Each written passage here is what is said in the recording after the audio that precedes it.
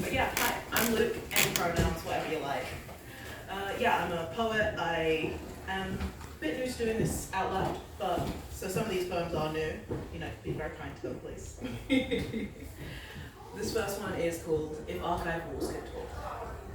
Of course they cannot. Too long they've been silenced, lips bitching red with secrecy, wrists encircled with metal for indecency.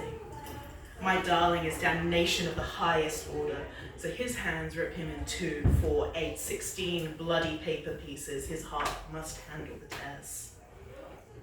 Decades pass. Your hands draw patterns in the dust underneath the bed of a man who loved another man. We listen to the walls now. Your hands trace seams of long dead love letters. The tips of your fingers are sliced, but paper cuts are worth the reconstruction of a heart. We listen to the walls now. Your ear is up against wood and steel and paper and plastic and a thrumming vein of digitized humanity that pumps through the air and tells us you were not meant to be there, not then. Oh, so unfortunate, mistimed, oh, so content to read between the lines. You were not meant to be there with plaster and brick and fire. We enacted your non-existence. But if not then, darling walls, if not there, then where? When? If you listen hard, there's a second voice. So long they've crawled through us like termites and like mice, living in the spaces no one dares to look for fear of the love they'll find. Lips kissed red with passion, wrists encircled with fingers for dear eternal dreams. My darling, we have always been loving in the walls. Yeah. And I've got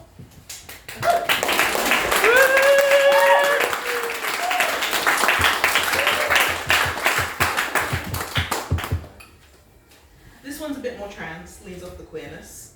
I wrote it back when I was in uni, and I was having a time of it, as a lot of trans people in uni do, I think. It's called Spaceman.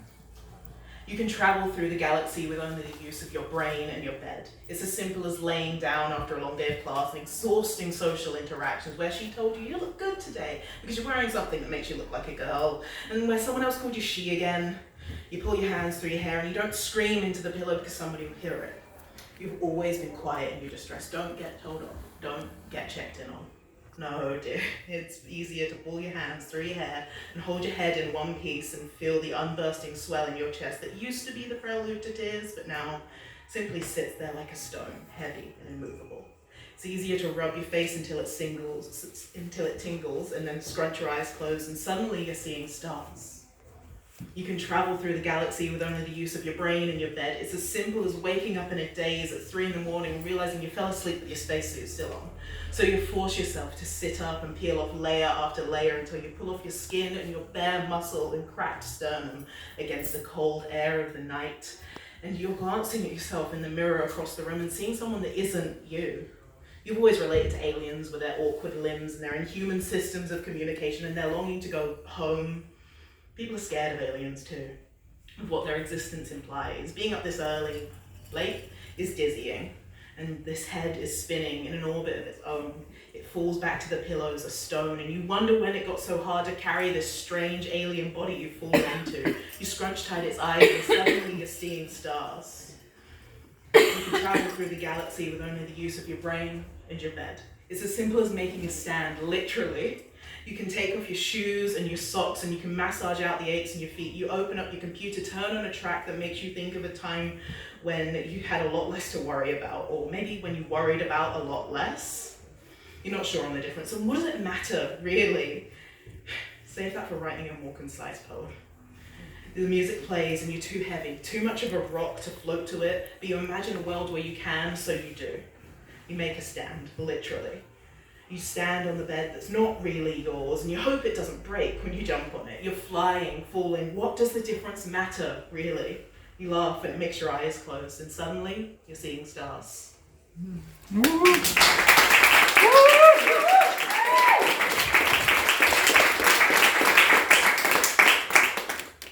Thank you. This next one's called It Comes in Tides. It comes in tides, this feeling I have. It comes in tides. Cut off on the island shore, crying against the wind, burying my face in the stones, drawing an SOS on the sandbank. high and dry on love, aground on emotional reefs baked red raw by the sun, looking for love like shells. As you can see, it's blazing hot today. I'm tanning dark and there's sweat on my forehead. The leaves on the flowers curl themselves in as the birds sing. Children dance across the rock pools. The dog basks on the decking, moving only to chase the light. I hold the heart in my cold hand and I examine the alien, amorphous shape, taking it inside as a fool's errand. All the same, I carry it to my mouth and try to bite down. Your heart, of course, tastes not like sun, but blood. I swallow and try to hope. Hope comes not, nor do any other feelings I cannot consume in others to have my own. It comes in tides. This feeling I have, it comes in tides. Most of all, when it is night and I'm alone in my bed, I long for someone to see me and say, I love you most of all when it is night. To love as the tide goes out is not to be loved as the tide comes back in. Hearts are not reciprocal oceans, and yet this feeling I have, it comes in tides. Momentary, eternal, and inevitable.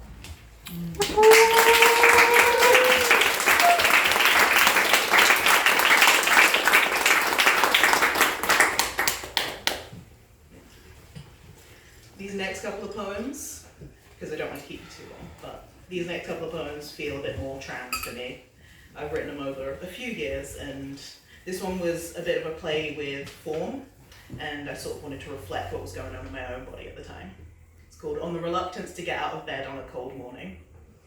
Please, I've just gotten warm. One frozen model in another's bed. Do not make me take another form. This silhouette of heat is now the norm. In the shell of a stranger, I'll lay my head. Please, I've just gotten warm. I'm not who I was when she was born, such a dear child so urgently dead. Do not make me take another form. In contorting myself, I avoided scorn. I was content with where my path led. Please, I've just gotten warm. And yet, once again, I find myself torn between a false choice of blue and red. Do not make me take another form. These old roads on the map of me are worn. Time to redraw, sharpen your lead. Please, I've just gotten warm. Do not make me take another form.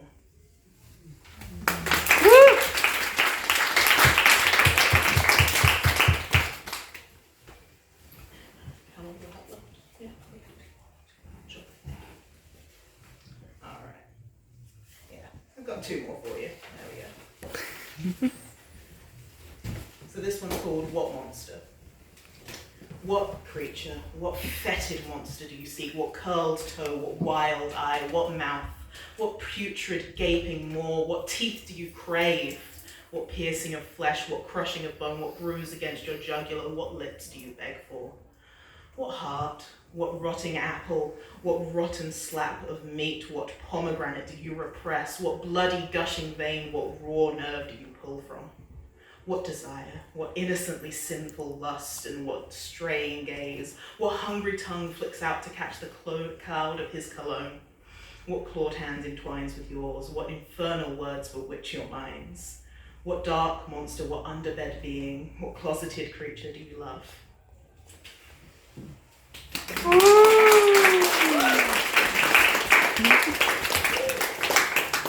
Thank you. And this last one, sort of a sequel to the one before, from the monster's point of view. It's called Hoard. You, my hoard, sparkling and rare, I held you, and you so bright, polished so perfectly golden like you, the prize piece of Midas's collection, but I could never let you go to someone like him, so selfish. I coiled my heavy tail around you, and I kept you warm and safe from all that's outside. I knew love when I looked into your soft, reflective surface, and I saw myself in your body, and I did not see scales, but gentle brown skin that I once had. And I did not see sharp teeth, but a smile. I was once human, and you showed me that I was beautiful. He was nothing much. He was a warrior, and he claimed to be here to liberate you. And I thought he was foolish. With the same breath that warmed you, I turned to him, he turned to ash. You, my hoard, in the commotion, you fell from my grasp, my violent tail lashing out and striking you across the face. You marred a dark slash from one eye to the split of your lips, and you cried, but I begged you forgive me. I bowed my long neck to you in your broken golden gaze. I looked up and I could no longer see myself in you. Instead, you were crying dirty copper tears, and in their bulbous reflections, you showed me my claws and my teeth, and I realized that you were not my mirror, and you were not my hoard, and you were no longer mine to hold, so I unfurled my tail and I let you go.